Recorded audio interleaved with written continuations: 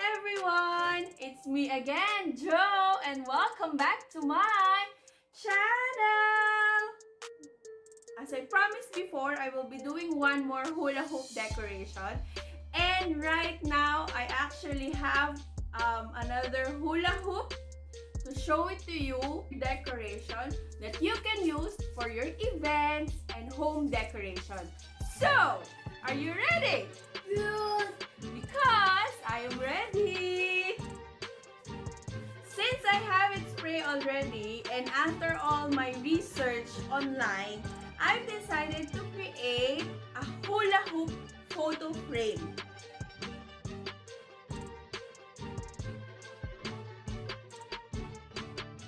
That you may use for your home decoration and even for your events.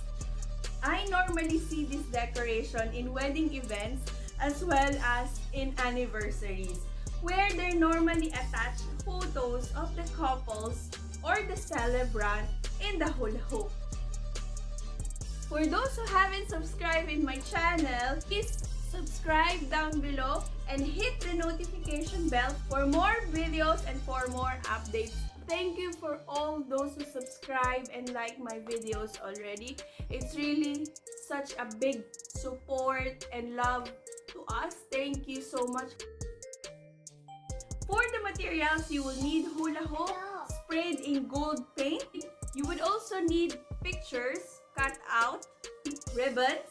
Also need cable wires, styrofoam, and scissors. Last but not the least are artificial flowers that you have so we can decorate the sides of the hula hoop. So I'm ready to do it. Let's do this. Hope you enjoy and like watching my videos.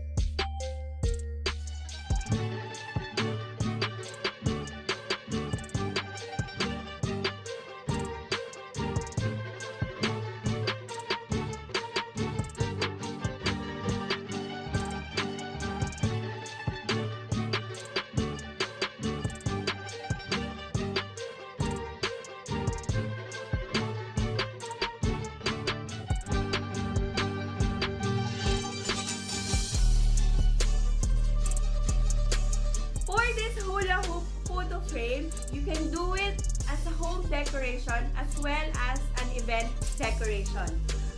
Normally, I see this decoration in wedding or birthday event where they normally hang it in the registration part of the decoration for your events. I'm still trying to find another hula hoop decoration, but I think I still need to get another decoration concept for my next video. So please watch out, and I'm so excited what else I can share with you guys. Thank you so much, and I hope you are all having fun. Take care, everyone. So that's it.